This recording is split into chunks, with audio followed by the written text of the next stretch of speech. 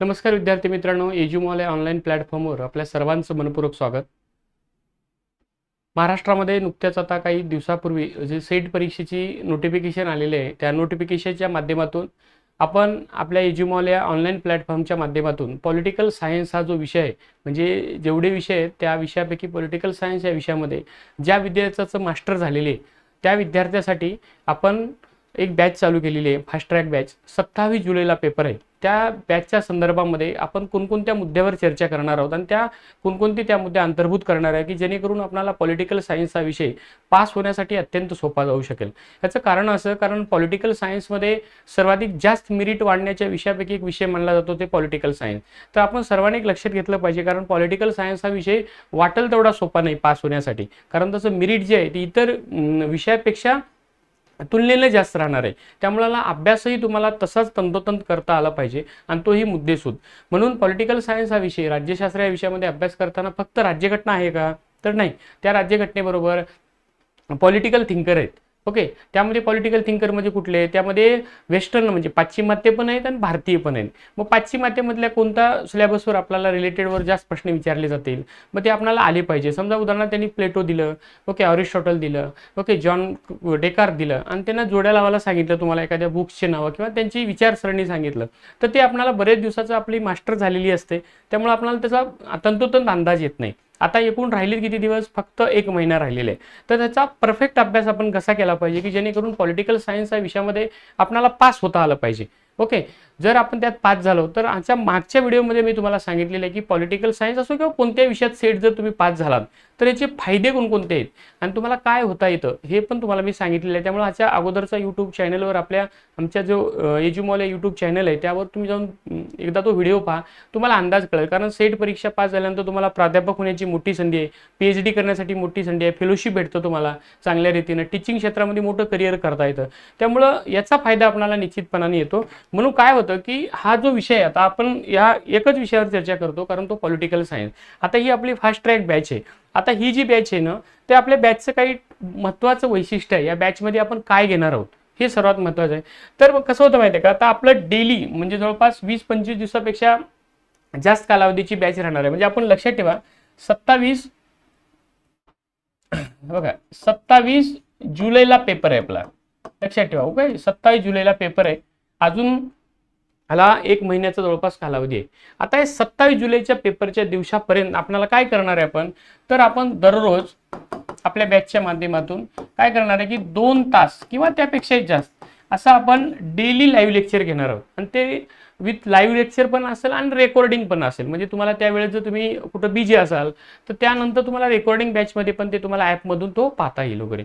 त्याच्यानंतर काय होईल की आपल्याला तो सिलेबस जो आहे तो कसा असतात, आता जो अभ्यासक्रम आहे आपल्याला, तर अभ्यासक्रम आपण बऱ्याच दिवस झालं आपलं समजा MA पॉलिटिकल सायन्स आहे, तर MA हे बऱ्याच दिवस झालेले असतं.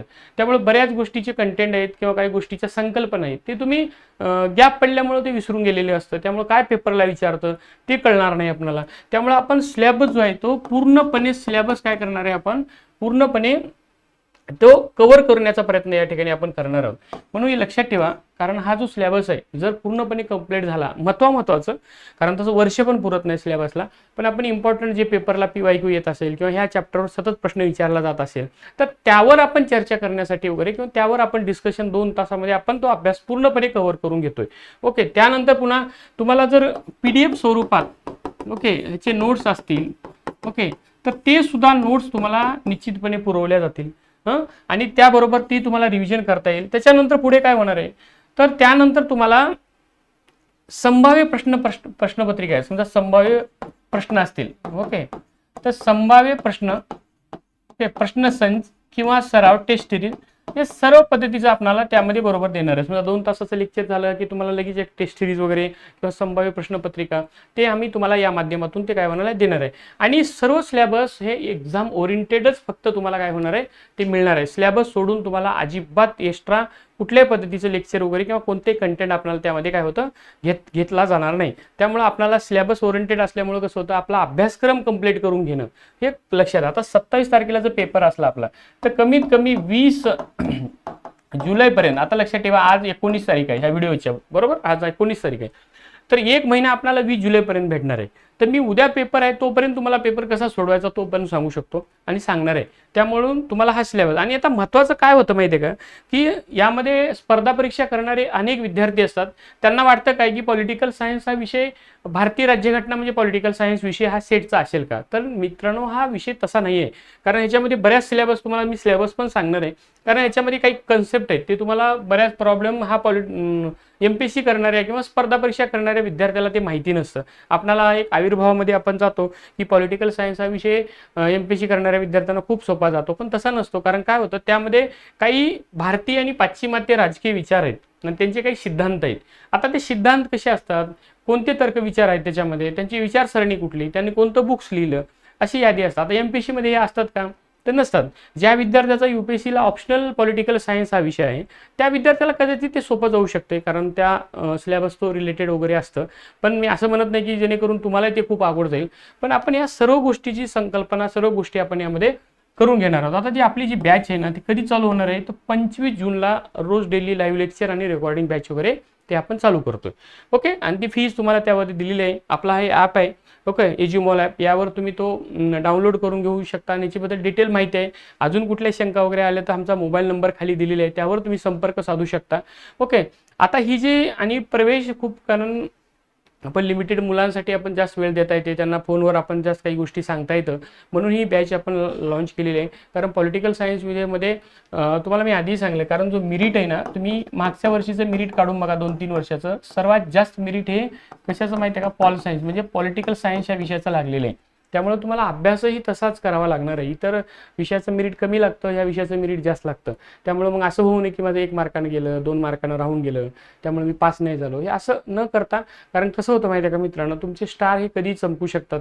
असं नाही की मला खूप वर्ष गॅप पडले त्यामुळं मला ते असं होणार नाही, हो, त्याची अडचण येणार आहे वगैरे, असं जर वाटत असेल तर ते तसं न करता आपण ते कोणत्याही वेळेस त्याचे स्टार कधी पण चमकू शकतात. त्यामुळे हे आपल्याला डिटेल आहे. आपल्याला जास्तीत जास्त मार्क कसं पडतील यावर आपण ह्या बॅचेसमधून आपण तयारी करून घेणार आहोत डिटेल पद्धतीचं. ओके. आता हा सिलेबस आहे. आता सिलेबसमध्ये आपल्याला एवढा मोठा, तुम्हाला सिलेबस किती दिसतो पहा, एवढा आहे, असा एवढा एकंदरीत सिलेबस आहे. तुम्हाला हे पाहून वाटेल की यार एवढा अभ्यास होतो का आपला, कव्हर होणार नाही आपलं, मग आपण काय करणार, आपण नापास होऊन जाणार, मग अशी एखादी भीती वगैरे असते. तर नाही, आता असेल मी थोडं सिलेबसची तुम्हाला आपण काय घेणार आहोत ते थोडक्यात माहिती सांगतो, कसं कसं विचारलं जातं ते सांगतो पहा. आता हा पॉलिटिकल थेरी आहे, हे लक्षात ठेवा, हे सिद्धांत आहे, थेरी आहेत. आता हे यावर जास्त प्रश्न विचारले जातात. आता मला सांगा, हे स्पर्धा परीक्षा करणाऱ्या विद्यार्थ्यांसाठी काय याच्यामधलं आपल्याला सिलेबसचा भाग आहे का तुमच्या? तर नाही, तुम्हाला भारतीय राज्यघटना आहे. आता पहा, पॉलिटिकल ट्रॅडिशन, त्याच्यानंतर लिबरलायझेशन, कन्झर्वेशन, सोशल याच्याबद्दल आणि मार्क्सिझम, हे जे असतात ना मार्कवाद, ओके, यावर प्रश्न विचारले जातात. मग यांचा कोण, आपला तत्वज्ञ कोण आहे, ओके, पॉलिटिकल तत्वज्ञ कोण आहे, त्यांची नावं विचारली जातील, त्यांचं पुस्तक विचारलं जातं तुम्हाला, ओके, जोड्या लावायला. मग आता पुस्तक आपल्याला माहिती नसतं नवीन नवीन काय असतं काय नाही, हे विचारलं जातं. ओके. अब का मल्टीकल्चरिझम असतं, हे असे हे जे कन्सेप्ट आहे ते आपल्याला बऱ्याच गोष्टीला हे डायरेक्ट नवीन नवीन वाटतं. परंतु आपल्याला बऱ्याच या गोष्टी काय होतं, यावर याचे तत्वज्ञ आहेत, लक्षात ठेवा. प्रत्येकानं विचार मांडलेले पॉलिटिकल थेरीचे, ओके, काय केलेले आहे त्यांनी, त्याची तत्वज्ञ म्हणजे पॉलिटिकल थिंकर आहेत, ते भारतीय पण आहेत. आता हे कुठला चॅप्टर आहे हे पूर्ण तुम्हाला वाचताना कळलं असेल. याच्या सर्व हा वेस्टर्न पॉलिटिकल थिंकर आहेत. तर यावर आपण त्या ठिकाणी काय करणार आहे, चर्चा वगैरे करणार आहे. त्यामुळं ते चर्चा करत असताना यावर सर्व गोष्टीवर आपण या ठिकाणी काय करणार, डिस्कशन घेणार आहोत. त्यामुळे चांगल्या पद्धतीने करणार पाहिजे. Liberty, equality, justice. आता तुम्हाला वाटेल एक एक शब्द आहे जस्टिस, तर जस्टिसवर कोणता तत्वज्ञ कोणती व्याख्या केला हे विचारलं जातं पेपरला. डेमोक्रेसी म्हणजे लोकशाही. आता लोकशाहीवर आतापर्यंत कोणी कोणी काय व्याख्या केलेली आहे, कोणतं बुक्स लिहिलेले आहे ते विचारलं जातं. पॉवर म्हणजे सत्ता. आता हे सत्तावर अनेक वेळेस प्रश्न विचारले. आता सिटिझनशिप, आता आपल्याला एकच सिटिझनशिप आहे भारतीय फिरते वगैरे, पण तसं नसतं. कारण अनेक वेळेस सिटिझनशिप वगैरे यावर विचारले आहेत की सिटिझनशिप म्हणजे नागरिकत्वावर कोणकोणत्या व्याख्या विचारलेल्या आहेत. ओके. त्याच्यानंतर हा कुठून सुरुवात झाली, ओके, भारतामध्ये याचं कोणतं कलम आहे, ओके, त्यानंतर हे अशा अनेक प्रश्नाचं विचारून गेलेले आहेत. त्यामुळे तुम्हाला त्याचं नॉलेज पण त्याबद्दल असलं पाहिजे वगैरे, सोडवण्यासाठी सोपं जातं. त्याच्यानंतर पुढे पहा, आता पॉलिटिकल थॉट म्हणजे कोणते विचार आहेत राजकीय. आता पहा याच्यात हे तुम्हाला पॉलिटिकल थिंकर आहेत, हे पाश्चिमात्य थिंकर आहेत वरचे, कोणकोणते आहेत बघा. प्लॅटो आहे, कॉन्फ्युजन आहे, अरिस्टॉटल आहे. अरिस्टॉटलची थेरी विचारलं जातं की पॉलिटिकल थिंक ह्याच्याबद्दल त्याचं काय विचार आहे, ते. त्याच्यानंतर पुन्हा हॉब्स विचारला होता. हॉब्स बरेच वेळेस विचारलेले आहे, हा पॉलिटिकल थिंकर आहे. हा लॉक पण विचारला आहे, जॉन लॉक. ओके, याच्यावर थेरी विचारलेली आहे. ओके, रुसो आहे, हेगलवर खूपदा प्रश्न विचारलेले आहेत. त्यामुळे आपण यांचे कोणकोणते पुस्तक आहेत, ओके, आणि यांची शॉर्टमध्ये कोणकोणती थेरी आहे, ओके, यावर आपण त्यावर डिस्कशन करणार आहोत, यावर चर्चा करणार. ते तुम्हाला मी PDF स्वरूपात पण देणार आहे मी. त्यामुळे तुम्हाला त्याच्यात निश्चितपणे फायदा होता. ते सर्व पॉलिटिकल थिंकर आहेत. कोणते? इंटरनॅशनल. ओके, म्हणजेच काय म्हणतात, वेस्टर्न म्हणतात त्याला, आपण काय म्हणतो, पाश्चिमात्य असं म्हणतो, बरोबर. हे MA ला होतं तुम्हाला अभ्यासाला. आता दुसरं आहे इंडियन. आता इंडियनमध्ये तुम्हाला लॉजिकली काही सोडवता येतात, पण त्याचं पण तंतोतंत उत्तर माहिती पाहिजे, तरच आपल्याला ते गोल करता येतं. आणि सध्या तरी सेट पेपरसाठी निगेटिव्ह सिस्टीम नाही, हे लक्षात ठेवा. ओके, निगेटिव्ह सिस्टम नाही, त्यामुळे तुम्हाला चांगलं लॉजिकली एखाद्या प्रश्नाचं उत्तर नाही आलं तर ते सोडवता येतं, हे निगेटिव्ह सिस्टीम नसल्यामुळे. आता बघा, का धर्मशास्त्र, कौटिल्यची थेरी विचारली आहे बऱ्याच पेपरला. कौटिल्यचे काही सूत्र विचारण्यात आलेले आहे. ओके, त्याच्यानंतर का बरानी नावाचा, याची पॉलिटिकल थेरी कोणती आहे ते विचारलेली आहे. Okay, political. त्याच्यानंतर पुन्हा कबीराबद्दल विचारलेले आहे. पंडिती रमाबाई हे विचारलेले आहे. आता बाळ गंगाधर टिळक, स्वामी विवेकानंद, रवींद्रनाथ टागोर, महात्मा गांधी यांच्यावरच्या थेरी विचारल्या. त्याच्यानंतर डॉक्टर बाबासाहेब आंबेडकर सर्वाधिक जास्त प्रश्न विचारले आतापर्यंत. ओके, याच्या मागच्या वेळेस त्यांचे वर्तमानपत्र विचारले होते. समजलं काय वर्तमानपत्र. ओके, नेहरू आहेत. नंतर राम मनोहर लोहियाबद्दलचे ते विचारलेले आहे, नवक्रांती यांची. नंतर पुन्हा सप्तक्रांती, हो, जयप्रकाश नारायण, या दोन्हीमध्ये कन्फ्यूज केलं जातं. यावर प्रश्न विचारले आहेत भरपूर मागच्या वेळेस. त्यानंतर दीनदयाल उपाध्याय वर्षी गेली अनेक वर्षी चर्चेत आहेत, यांच्यावरचे विचारले आहेत, यांचं पॉलिटिकल विचार कोणता आहे. त्यामुळे लक्षात ठेवा, यावर प्रश्न PYQ मध्ये विचारून जातात, पण तुम्हाला दरवर्षी पॅटर्न बदलताना थोडासा प्रश्न विचारण्याची पद्धत बदलताना दिसते. याचं कारण सांगतो, मागच्या वर्षीच्या पॉलिटिकल सायन्समध्ये इंडियन पॉलिटीचे प्रश्न खूप कमी प्रमाणामध्ये होते. कारण मागच्या वेळेस अगोदरचे जेव्हा पेपर आपण PYQ पाहिलं, तर आमच्या यूट्यूब चॅनलवर मागील वर्षाचे पेपर आम्ही ॲनालिसिस केलेले ते दिलेले आहेत, त्यावर तुम्ही ते पाहून घ्या. कारण त्यावर देताना तुम्हाला एक गोष्ट कळली असेल की पॉलिटिकल म्हणजे इंडियन पॉलिटी म्हणजे भारतीय राज्यघटनेवर खूप प्रश्न होते. मग तुम्हाला पास होण्यासाठी खूप चांगलं येतं. परंतु जेव्हा ह्या थिंकरवर किंवा असे प्रश्न विचारले जातील, तर तुम्हाला यांचं तंतोतंत थेरी माहिती पाहिजे. आता एवढे पॉलिटिकल थिंकर आहेत, तर तुम्हाला ती थेरी त्याची कोणती आहे, त्याची विचारसरणी कुठली आहे, ही तुम्हाला माहिती पाहिजे, तरच ते उत्तर सोडवता येतं. म्हणून पॉलिटिकल सायन्सचं मेरिट जे आहे ना, तर दरवर्षी वाढताना यासाठी दिसतं, कारण बरेच विद्यार्थी पॉलिटिकल सायन्समध्ये सेट दिली जातात. त्यामुळं तुम्हाला या सर्व पॉलिटिकल विचारवंताची आपण चांगल्या पद्धतीने आपण या ठिकाणी परीक्षेला ओरिएंटेड असं एकदम व्यवस्थित आपण त्यामध्ये तयारी करून घेणार आहोत, हे लक्षात ठेवा. पुढे अजून कुठला चॅप्टर यायचा बघा, कंपॅरेटिव्ह पॉलिटी अनालिसिस, म्हणजे तुलनात्मक पॉलिटीचा अभ्यास करता, हे महत्त्वाचं. आता तुलनात्मक कसं असतं, कारण भारताची लोकशाही आणि USA लोकशाही बघा लक्षात ठेवा. आता समजा भारत आणि त्याच्यानंतर USA, ओके, त्याच्यानंतर कॅनडा, तर हे असं तुलनात्मक विचारलं जातं याच्यामध्ये. ओके, मग त्यामध्ये काय काय विचारणार, तर वसाहतवाद, ओके, त्याच्यानंतर पुणे काय विचारणार त्यांनी. ओके, त्या काळामध्ये बघा कॉलनिझम आणि अँटी कॉलनिझम असं दोन प्रकारचे विचारले जातात. बघा, नॅशनलिझम, आता राष्ट्रीय तत्व, युरोपियन कुठला आणि नॉन युरोपियन मध्ये कुठला फरक आहे ते विचारलं जातं. त्यामुळे तुम्हाला ते माहिती पाहिजे. ओके, लक्षात ठेवा. पुन्हा स्टेट थेरी कुठली आहे हे विचारलं जातं. नंतर बघा पॉलिटिकल रिझिम वगैरे, त्याच्यानंतर कॉन्स्टिट्यूशन, आता इथं विचारलं जातं. आता हे लक्षात ठेवा, हे डेमोक्रेसी, हे ह्याच्यावर कन्सेप्ट आहेत बरं का, यावर प्रश्न विचारले आहेत. आता याची हे डिटेल कन्सेप्ट जर तुम्हाला माहिती असेल, पाहिजे तर दुसऱ्या कन्सेप्ट आहे डेव्हलपमेंट. आता हा डेव्हलपमेंटवरचं तुम्हाला निश्चितपणाने ती माहिती पाहिजे. जर ते निश्चितपणाने जर माहिती असेल तरच ते सोडवता येतं, नाही तर सोडवता येणार नाही. म्हणून त्याची थेरी पण तुम्हाला माहिती असणं गरजेचं आहे, त्याचा सिद्धांत माहिती असणं गरजेचं आहे. हा सिलेबस आहे तुमच्याकडे सर्वांकडे असणार आहे. ओके, आता रूल ऑफ लॉ, ज्युडिशियली इंडिपेंडेंट. आता भारतात ज्युडिशियली लॉ कसा आहे, त्याच्याबद्दल कोणते कन्सेप्ट आहेत, आंतरराष्ट्रीय संबंधावर कोणकोणत्या थिंकरने त्यावर चर्चा केलेली आहे. कारण यांना प्रत्येक कन्सेप्टला कोणता तरी तत्वज्ञ किंवा थिंकर त्याला हे केलेलं आहे, लक्षात ठेवा, पॉलिटिकल थिंकर. ओके, त्यामुळे हे तुम्हाला माहिती असणं गरजेचं आहे, तरच तो पेपर चांगल्या रीतीने सोडवता येतो. ओके, पुढे आता इंटरनॅशनल रिलेशन. आता भारताचं इंटरनॅशनल रिलेशनचं खूप संबंध विचारलेले बऱ्याच वेळेस आतापर्यंत वगैरे, ते तुम्हाला माहिती असलं पाहिजे वगैरे. पाहता इंटरनॅशनल रिलेशन म्हणजे कसं, आयडियलिझम, लिझम, स्ट्रक्चर मॅक्झिमम, हे त्याच्यानंतर बघा सोशल कंस्ट्रक्शन, नंतर क्रिटिकल इंटरनॅशनल थेरी. ओके, ह्या गोष्टीवर चर्चा होणं अत्यंत गरजेचं आहे, तरच ते चांगल्या पद्धतीने वगैरे काय होतं तुम्हाला ते सोडवता येतं. आता बघा स्टेटवर विचारलंय. स्टेट म्हणजे काय, राज्य. ओके, बाहेर देशामध्ये काय होतं, राज्य संकल्पनेला खूप महत्त्वाचं वेटेज दिलं जातं. त्यामुळे राज्य, त्याच्यानंतर non state actors, power, okay, सुरक्षा तिथली कशी आहे यावर प्रश्न विचारलेले आहेत वगैरे. त्यामुळे हे जो सिलेबसचा भाग आहे. आता दुसरं महत्त्वाचं म्हणजे काय, आता तुम्ही इथं पाहिलं असेल युनायटेड नेशन जे आपलं संयुक्त संस्था आहे ज्याला आपण युनो म्हणतो बघा, याची स्थापना कधी झाली. ओके, यांच्या स्वायत्त संस्था कोणत्या आहेत. ओके, यांच्या स्वायत्त संस्था कोणत्या आहेत.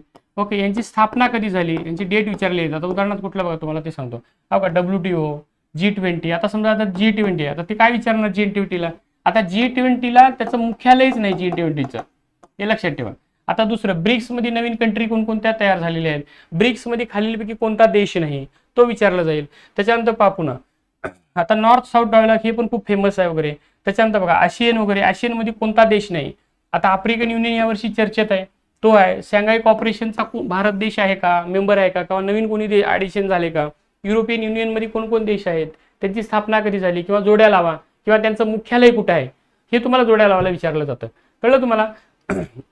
आता जसं नरेंद्र मोदी नुकतेच आपले G7च्या शिखर परिषदेला गेलेले आहेत. ओके, तर भारत हा G7चा मेंबर नाही आपण, तरी पण तिथे गेलेले आहेत वगैरे. तर मग ते खालीलपैकी कोणकोणते देश तिथले मेंबर आहेत. ओके, G20चे मेंबर कुठले, G20ची 2025ला 24ला कोणत्या देशामध्ये शिखर परिषद घडली, हे असं विचारलं जातं. ओके, आता दुसरं काय, इंटरनॅशनल टेररिझम, क्लायमेट चेंज, की जागतिक लेवलवर कोणकोणत्या समस्या कॉमन आहेत लोकांसाठी. म्हणजे बघा, तापमानवाढी जगासाठी सर्वाला मोठी समस्या आहे. टेररिझम म्हणजे दहशतवाद सर्वांसाठी ही मोठी समस्या आहे. त्यामुळे त्यावर कुठं परिषद भरली होती का, त्यावर विचारलं जातं वगैरे. ओके, त्यामुळं ते तुम्ही लक्षात ठेवा. त्यामुळं हे खूप महत्त्वाचं आहे. ओके, आता मायग्रेशन हा विषय खूप महत्त्वाचा आहे. मायग्रेशन म्हणजे काय, स्थलांतर करण्यात येते वगैरे. ओके, एखाद्या वेळेस स्थलांतर करताना काय विचारलं जातं ते. आता जसं की आता बांगलादेशमध्ये एक मागे खूप मोठे वाद चालू असताना बांगलादेशातले अनेक लोक स्थलांतर करण्यात आले होते भारतामध्ये. त्यामुळे यावर प्रश्न विचारला जातं. त्यामुळे काय विचारलं जातं ते आपण ते लेक्चरमध्ये सांगू. आता इंडियन फॉरेन पॉलिसी, आता भारताची फॉरेन पॉलिसी कुठली आहे. आता आपण सुरुवातीला पाहिलेले आहे की भारताची जे परराष्ट्र धोरण आहे भारताचं, लक्षात ठेवा. आता भारताचं हे परराष्ट्र धोरण आहे. ओके, आता यावर प्रश्न विचारून गेलेले आहेत भरपूर वेळेस. आता यावर कोणकोणते, कारण भारत हा जगातल्या अनेक संस्थेचा तो प्रमुख आहे, म्हणजे तिथला मेंबर आहे, काही ठिकाणचा फाउंडर मेंबर आहे. कसा, आता पहा उदाहरणार्थ आपला आता शेजारी कोणकोणते देश आहेत, तर पाकिस्तान आहे, चायना आहे, अफगाणिस्तान आहे, नेपाळ आहे, भूतान आहे. तर यांच्यासोबतचे संबंध कसे आहेत, तर काही देशासोबतचे आपल्याला स्वायत्त संस्था आहेत त्यांच्यासोबतचं कम्युनिकेशन खूप इम्पॉर्टंट आहे. उदाहरणार्थ कसं सांगतो तो पहा. आता उदाहरणार्थ आपण पाहू, आफ्रिकन युनियन, नंतर काय होतं साऊथ हे करून, नंतर गल्फ ऑफ कौन्सिल यांचा मेंबर आहे का आपण, आफ्रिकन डेव्हलपमेंट कमिशनचा आहे का, ब्रिक्स या देशासोबत आपण, कारण त्याचा संस्थापकीय मेंबर आहे आपण. ओके, आशियनचा आपण आहे का, यावरती प्रश्न विचारतात. आणि आपण अजून एक होतं की लुक इट पॉलिसी. ओके, काय होतं, लुक ईस्ट पॉलिसी, म्हणजे पूर्वेकडे पहा. नंतर आता पुन्हा आपण काय केलंय, पश्चिमेकडे पाहायला लागलो. आता तुम्हाला प्रश्न कळेल की पूर्वेकडे पहा आणि पश्चिमेकडे, म्हणजे पूर्वेकडल्या देशासोबत आपण आंतरराष्ट्रीय संबंध ठेवणं खूप गरजेचं आहे. आता तुम्हाला माहित असेल की इराण आणि इस्रायलच्या युद्धात पॅलेस्टाईनचा मुद्दा उपस्थित आला, त्यात अमेरिकेने उडी घेतली. मग भारतासोबत संबंध जोडत असताना आपले संबंध कोणत्या देशासोबत चांगले आहेत यावर विचार करताना ते मुद्दे पुढे आले समोर. ओके, त्यामुळे यावर आंतरराष्ट्रीय संबंधावर काय होतं, प्रश्न हे विचारले जातात. त्यामुळे तुम्हाला काय होतं की आपण MA करतो किंवा पॉलिटिकल सायन्सचा अभ्यास करतो स्पर्धा परीक्षा, तर ही आपल्यासाठी सोपी आहे का, तर आपण पास होऊ शकतो. तर असे कन्सेप्ट जे आहेत तर हे आपल्याला स्पर्धा परीक्षेमध्ये नसणार आहेत. म्हणजे कोणत्यात नसणार आहेत, की ज्या विद्यार्थ्याचा ऑप्शनल पॉलिटिकल सायन्स नाही किंवा UPSC तो करत नसेल, तर त्या विद्यार्थ्यांना थोडंसं अडचणीचं येतं.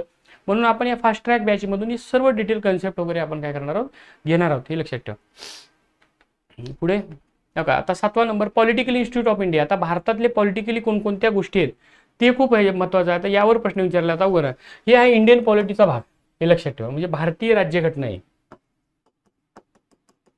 आता लक्षात ठेवा, भारतीय राज्यघटनेवरचा कोणताही प्रश्न आला तर जवळपास तुमचा चुकलाच नाही पाहिजे, तरच तुमचा स्कोर वाढणार आहे. आता यावर काय काय विचारणार तुम्हाला मी सांगतो पहा, काय विचारतील ते. आता डेमोक्रेसी, सोशल चॅलेंज हे वगैरे विचारतील. त्याच्यानंतर आता बघा, युनियन एक्झिक्युटिव्ह पॉवर, त्याच्यामध्ये प्रेसिडेंट आहे, प्राईम मिनिस्टर आहे, काउन्सिल ऑफ मिनिस्टर यांचे कलम विचारतील. ओके, मागील वेळेस आपल्या प्रेसिडेंटचा क्रम विचारला होता, सिक्वेन्स विचारला होता, कोण कोण कधी होते. आता युनियन पार्लमेंटचं स्ट्रक्चर कसं आहे, रोल ऑफ फंक्शन आहे, पार्लमेंटच्या कमिट्या कोणकोणत्या आहेत. आता पार्लमेंटच्या कमिट्या भरपूर आहेत आपल्या एकूण. ओके, तर 2-3 कमिट्या आहेत. लोकलेखा समिती असेल, ही समिती असेल, त्याच्यात मेंबर राज्यसभेचे किती असतात, लोकसभेचे किती असतात, हे विचारलेले पेपरला, ते महत्त्वाचं आहे. आता कोर्ट विचारले बघा. आता भारतामध्ये सर्वात मोठा कोर्ट आहे सुप्रीम कोर्ट, त्याच्यानंतर हायकोर्ट. आता यावर प्रश्न विचारले जातील. कळलं का तुम्हाला, की त्याची पद्धत कशी आहे काढून टाकण्यासाठी. आता हे ज्युडिशियल ऍक्टिव्हिज्म हे पण खूप चर्चेत आहे, विचारलेलं आहे. हे ज्युडिशियल रिफॉर्म कोणते झाले ते विचारतं पेपरला. गव्हर्नरचा मुद्दा उपस्थित आहे, गव्हर्नरवर विचारलं जातं. कलम विचारले जातील तुम्हाला भारतीय राज्यघटनेचे. त्यामुळे हे गोष्टी आपण अतिशय जे विचारू शकतात की रिपिटेशन जास्त प्रश्न आहेत, आणि तोवर आपण काय करू त्यावर चर्चा करणार आहोत. आणि ते जर आपण त्याची चर्चा केली तर आपल्याला चांगल्या पद्धतीचे वगैरे मार्क वगैरे पॉलिटिकल सायन्समध्ये येऊ शकतात. आणि तुम्ही पॉलिटिकल सायन्स या विषयामध्ये सेट जर म्हणजे पास झालात तर निश्चितपणे तुमचं स्वप्न वगैरे काय होतं पूर्ण होऊ शकतं. आता इथं लोकल गव्हर्नमेंट आहे. आता आपल्या दोन राज्यघटना म्हणजे घटनादुरुस्त्या झाल्या आहेत, 73वी आणि 74वी. ओके, ग्रामीण भागासाठी 71 73वी आहे, 74वी शहरी भागासाठी आहे. म्हणजे समजा कुठल्या कुठल्या कशासाठी आहे, म्हणजे कॉर्पोरेशन असेल, म्युन्सिपल कॉर्पोरेशन असेल वगैरे, मनपा असेल वगैरे, नगर परिषद असेल, यांच्यासाठी 74वी घटनादुरुस्ती. 73वी घटनादुरुस्ती कुठली आहे, ग्रामपंचायत, पंचायत समिती, जिल्हा परिषद या गोष्टीसाठी वगैरे ही पंचायत हे स्थापन झालेली आहे. त्यामुळे ह्या घटनादुरुस्तीवर काय होतं, तोवर आपल्याला काय होतं प्रश्न तो विचारला जाऊ शकतो. त्यामुळे ते तुम्हाला माहिती असणं गरजेचं आहे. कॅगवर प्रश्न विचारला. आता काही बॉडी आहेत लक्षात ठेवा, कोणकोणत्या कॉन्स्टिट्यूशन बॉडी आहेत वगैरे, भारतीय घटनात्मक बॉडी आहेत कुठल्या कुठल्या. आता समजा कॅग असेल, ओके, या विचारलं जाईल याच्यावरचं वगैरे. आता UPSC असेल, MPSC असेल, हे कसं आहे घटनात्मक बॉडी आहे. आता घटनात्मक बॉडी नसलेले कुठला आहे तर समजा महिला आयोग असेल, ओके, नंतर पुन्हा मानवी हक्क आयोग असेल, याच्यावर प्रश्न विचारले जातात. हे तुम्हाला माहिती असणं गरजेचं आहे. त्यामुळे आपण एकंदरीत यावर आपण काय चर्चा करणार आहोत. आता पॉलिटिकली प्रोसेस इन इंडिया, आता कसं भारताचं पॉलिटिकल थिंकर हे कसं कसं डेव्हलप होत गेलं. म्हणजे आता समजा NGO असेल, पाहिजे काही मुवमेंट आहेत भारतामधले, समजा दलित मुवमेंट असेल, यावर प्रश्न विचारून गेलेले आहेत. समजा दलित मुवमेंट असेल, ओके, दलित चळवळ म्हणतो आपण त्याला. ओके, आता दलित चळवळीमध्ये काय महत्वाचं आहे तर दलित पॅंथर नावाचे हे आलेले मोठी चळवळ होती.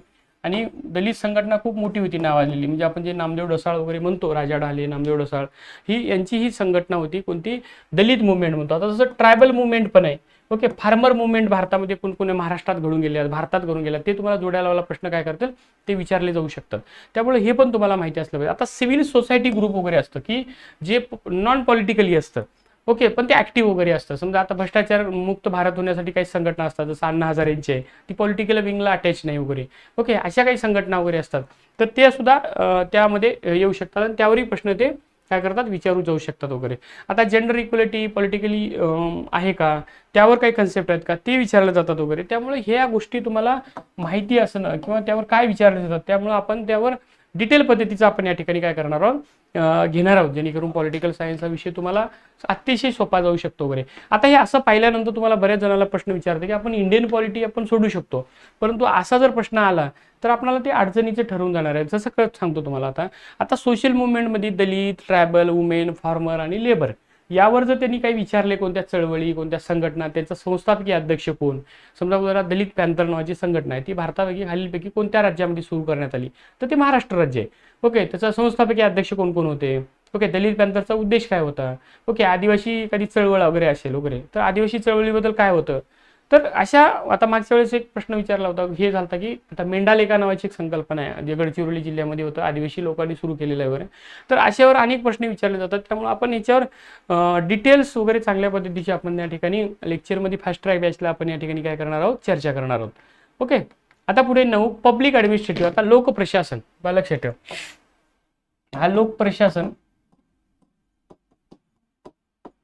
आता बघा, आता याच्यात काय विचारलं जातं की बाबा ही पब्लिक आणि प्रायव्हेट ॲडमिनिस्ट्रेशन आहे, तर यांचं कसं काय अप्रोच राहणार आहे, त्याचं डिसिजन मेकिंग कसं राहणार, याचं इकॉलॉजिकल सिस्टीम काय असणार आहे, यावर ते प्रश्न विचारणार आहेत वगैरे, आणि ते तुम्हाला माहिती असणं गरजेचं आहे. ओके, आता सायंटिफिक मॅनेजमेंट थिअरी असणार आहे, यावर प्रश्न त्यांनी विचारला आहे. ह्युमन रिलेशन थिअरी यावर प्रश्न विचारून गेलेले आहेत त्यांचा आधी. तर हे तुम्हाला नवीन नवीन वाटत असेल, परंतु जेव्हा ते आपण घेऊ तेव्हा ते अतिशय सोपं जाणार आहे. त्यामुळे ते मार्क निघण्यासाठी सोपं आहे. स्वतः मी पॉलिटिकल सायन्समध्ये सेट क्वालिफाईड आहे त्या चांगल्या मार्कानं, त्यामुळं मी ते चांगल्या पद्धतीने कसा अभ्यास केला, काय केला, मी ते चांगल्या रीतीने तुम्हाला सांगू शकतो, प्रेझेंट करू शकतो. कारण अनेक वर्षापासून मी पॉलिटिकल सायन्स या विषयाची लेक्चर वगैरे घेत असतो. त्यामुळं तुम्हाला पास होण्यासाठी हा अत्यंत विषय आणि चांगला विषय आहे. त्यामुळे माझी एक विनंती आहे की तुम्ही हे चांगला अभ्यास करा. कारण कसं होतं मित्रांनो, तुम्हाला सांगतो, सेट परीक्षा ही पास होणं ही कोणत्या वेळामध्ये तुमचं पूर्णपणे आयुष्य बदलू शकतो. आता बऱ्याच जणांना प्रश्न पडला असेल की सर असं कसं बोलतात, सेट परीक्षा नेट होणारे बरेच विद्यार्थी त्या ठिकाणी आहेत. पण निश्चितपणे सांगतो, कारण काय होतं की बऱ्याच वर्षी आपण तयारी करून सुद्धा सेट क्वालिफाईड होत नाही. कारण बी प्लॅन म्हणून सेट क्वालिफाईड होणं किंवा एखाद्या लेक्चरची आवड असणं म्हणून सेट क्वालिफाईड होणं हे खूप महत्त्वाच्या गोष्टी आहेत. कारण ती एखादी चांगली क्वालिफाईड डिग्री असणं, महाराष्ट्र शासनाने येत्या काळामध्ये सेटची म्हणजे प्राध्यापकांची मोठ्या प्रमाणात भरती करणार आहे. तर या भरतीमध्ये तुम्हाला निश्चितपणे फायदा होणार आहे. कारण त्याला नेट आणि सेट हे दोनच क्वालिफाईड राहणार आहेत विद्यार्थी. त्यामुळे जर तुम्ही तिथं जर राहिलं तर तुमचं काय होईल तर निश्चितपणे त्याचा फायदा वगैरे बेनिफिट वगैरे होऊ शकतो. त्यामुळे सेट क्वालिफाईड होणं अत्यंत महत्त्वाचं आहे. आता गव्हर्नन्स आणि पब्लिक पॉलिसी इन इंडिया. भारतामध्ये पब्लिक पॉलिसी कशा कशा आहेत, कोणकोणत्या पब्लिक पॉलिसी राबवल्या जातात त्यावर प्रश्न विचारून गेलेला आहे. समजा कसं आहे, कंझ्युमर प्रोटेक्शन ऍक्ट असेल त्याच्यावर विचारलेलं आहे, सिटीजन हे करून विचारलेलं आहे. त्यामुळे ह्या गोष्टी ज्या आहेत ना त्या तुम्हाला अतिशय चांगल्या रीतीने त्यामध्ये हे करणार. आता समजा पंचायत राज असेल तर पंचायत राजचे कोणकोणते रचना आहेत. आता समजा इथं पंचायत राज आहे. आता पंचायत राजच्या अनेक समित्या झालेल्या आहेत. समजा कसं बलवंतराय मेहता समिती, ओके, अशा अनेक इथून पूर्ण सुरू झालेल्या अनेक समित्या आहेत. आता पंचायत राज हे आपलं त्रिस्तरीय चालतं. परत मागच्या वेळेस एक प्रश्न विचारला होता की ग्रामसभा हे खालीलपैकी कोणत्या कलमानुसार अटॅच करण्यात आलेलं आहे. पुन्हा काय पंचायत समिती आहे, ओके, नंतर पुन्हा जिल्हा परिषद आहे, ओके. म्हणजे असं पंचायत राजच्या संदर्भात तुम्हाला ते काय केलं विचारलं जातं. हे तुम्हाला माहिती असणं गरजेचं आहे. जर ते माहिती जर राहिलं, आता नीती आयोगावर होते, नीती आयोगाच्या बरेच कन्सेप्ट विचारले आहेत नीती आयोगाबद्दल. आता नीती आयोगाचा आयोग बघा, नीती आयोग कधी स्थापना झाला 2015, ओके. अशा अनेक गोष्टी आहे समजा. त्याच्यानंतर त्याचा इंडेक्स कुठला आहे वगैरे, मग नीती आयोग कोणतं काम करतं, याचा अध्यक्ष कोण असतं, ओके, कधी स्थापन झालं, असे जोड्या लावला वगैरे ते प्रश्न वगैरे विचारू शकतात. त्यामुळे हे पण तुम्हाला माहिती असणं गरजेचं वगैरे आहे.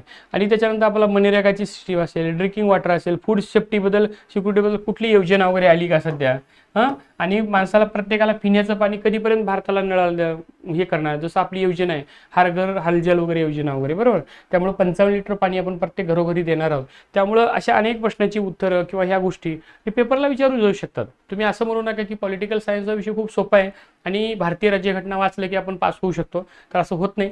त्यामुळे ह्या थेरी, या गोष्टी, या कन्सेप्ट तुम्हाला माहिती असलं पाहिजे, तरच ते निश्चितपणाने काय होतं फायदा वगैरे त्याचा होऊ शकतो, ओके. आता हे आपण एकंदरीत तुम्हाला मी सिलेबस सांगितलं आहे बरं. दिसताना तुम्हाला 3-4 पानाचा दिसतो, पण ह्याच्यात जे अतिशय महत्त्वाचं आहे, जे रिपिटेशन दरवर्षी विचारलं जातं ना, तेवढंच आपण या ठिकाणी काय करणार आहे पेपरला वगैरे घेणार आहोत. त्यामुळं मी ही जी आमची फास्ट ट्रॅकची बॅच आहे पॉलिटिकल सायन्सची, ओके, 27 तारखेला पेपर आहे, लक्षात ठेवा. कधी 27 जुलैला पेपर हा ऑफलाईन असतो, ओके. आणि तुम्हाला अजूनही सांगले की राज्यशास्त्र हा विषय यांचं जे मेरिट असतं हे मेरिट खूप जास्त असतं इतर तुलनेमध्ये. तुम्ही युनी पुणे या संकेतस्थळावर जाऊन तुम्ही सर्च करून बघा. मी म्हणतो म्हणून नाही, याचं पॉलिटिकल सायन्सचं मेरिट खूप जास्त लागणार आहे. त्यामुळे तुम्हाला अभ्यास हा अतिशय एकदम सिलेबस धरून ओरिएंटेड अतिशय काय विचारू शकतं महत्त्वाचं ते जर तुम्ही जास्त केलं तरच पॉलिटिकल सायन्सच्या सेटमध्ये पास होऊ शकता, ओके. तुम्हाला म्हणत असलेली पॉलिटिकल सायन्सचा विषय खूप सोपा आहे. कारण काय होतं की फक्त भारतीय राज्यघटना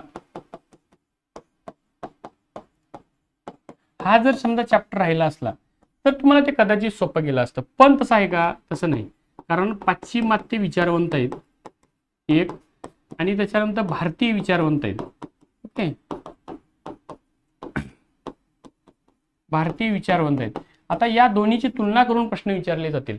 अजून त्याच्यानंतर काय होईल की तुलनात्मक अभ्यासक्रमाचं विचारलेलं आहे. तुलनात्मक म्हणजे अभ्यासक्रम कसं, पॉलिटिकल सायन्सचा तुलनात्मक अभ्यास केलेला आहे. म्हणजे भारताची लोकशाही आणि अमेरिकेची लोकशाही याची तुलना करून विचारले आहे. आणि पॉलिटिकल सायन्समध्ये काय होतं की जेवढे काही आंतरराष्ट्रीय विचारवंत आहेत पॉलिटिकल सायन्सचे, ओके, जॉन लॉक, हॉब्स वगैरे, डेकार्त असतील वगैरे, असे जेवढे लोक आहेत त्यांच्या काही थेरीज किंवा त्यांची काही संकल्पना आहे पॉलिटिकल सायन्सची ते विचारलेले आहे. आणि त्याच्या पुढे जाऊन त्यांचे कोणतं बुक्स आहे ते जोड्या लावायला विचारले. आता अडचण असं होतं की त्यांचे कोणकोणते पुस्तक आता लक्षात ठेवायच्या माणसाला. एखादं ओळखीचं राहिलं तर आपण जोड्या लावायला गोल करू शकतो, पण नाही येत तसं. त्यामुळे आपल्याला त्यांचे कोणकोणते बुक्स वगैरे आहेत ते आपण सेपरेट असा कॉलम करून आपण देणार आहोत. ते तुम्ही एकदा डोळ्याखालून गेल्यानंतर तुम्हाला तिथं बरोबर ती क्लिक होणार आहे पेपरसाठी वगैरे. आणि महत्त्वाचं म्हणजे हे तुम्हाला पास होण्यासाठी खूप अतिशय चांगलं आहे. कारण पॉलिटिकल सायन्समध्ये सेट होणं इतर विषयाच्या तुलनेनं चांगला अभ्यास करणं आहे, लक्षात ठेवा. आपण सहज आपण इकडे स्पर्धा परीक्षा करतोय आणि पास होतोय असं नाही. कारण तुमचे स्टार कधी चमकू शकतात. कारण काय होतं, कारण बरीच वर्षी आपण सेटची परीक्षा देतो पण पास होत नाही. आपल्याला वाटते की आपण याच्यात पास होऊ शकत नाही, पण असं नसतं. कारण तुम्ही आत्ताच काल परवाची एक फुटबॉलची मॅच झाली, युरोपचा एक छोटासा देश आणि स्पेन विरोधात मॅच होती. वजिना नावाचा एक 40 वर्षाचा फुटबॉल प्लेयर आहे, तो गोलकीपर म्हणून काम बघत होता, ज्याचं वय 40 वर्ष आहे आणि तो 40 वर्षात पहिल्यांदा आंतरराष्ट्रीय सामना काल खेळत होता. तो खेळत असताना त्यांनी स्पेनला नाकी नऊ आणलं. स्पेनला वाटत होतं की हा छोटासा देश आहे, त्याला आपण सहजपणे हरवू शकतो, पण त्यांनी शेवटपर्यंत झुंज त्यांना हे केली आणि हा वजिना गोलकीपर 40 वर्षाचा, त्यांनी गोलच होऊन दिले नाही.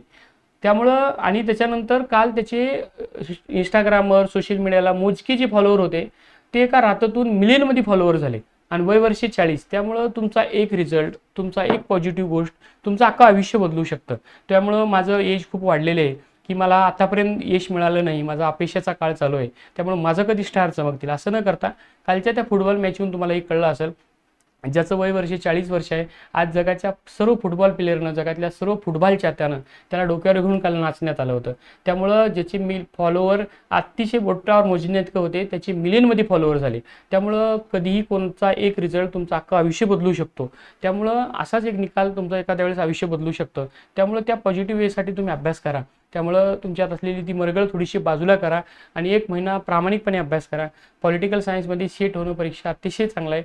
ही फास्ट ट्रॅक बॅचबद्दल तुम्हाला कोणतीही अडचण आली तर यावर आमचा मोबाईल नंबर दिलेला आहे, तुम्ही संपर्क करा. तुमचं समस्येचं निरसन करणं हे आमचं काम आहे. त्यामुळं तुम्ही निश्चितपणे हे करा आणि रेग्युलर आपली बॅच ही चालू होणार आहे दिलेल्या तारखानुसार. त्यामुळं याचा निश्चितपणे तुम्हाला फायदा होईल. त्यामुळे याचा तुम्ही जास्तीत जास्त मित्रांना, तुमच्या फ्रेंड सर्कलमध्ये शेअर करा हा व्हिडिओ वगैरे. आणि तुम्हाला पॉलिटिकल सायन्सच्या येणाऱ्या परीक्षेसाठी मनपूर्वक शुभेच्छा. पुढच्या व्हिडिओ भेटू, तोपर्यंत नमस्कार.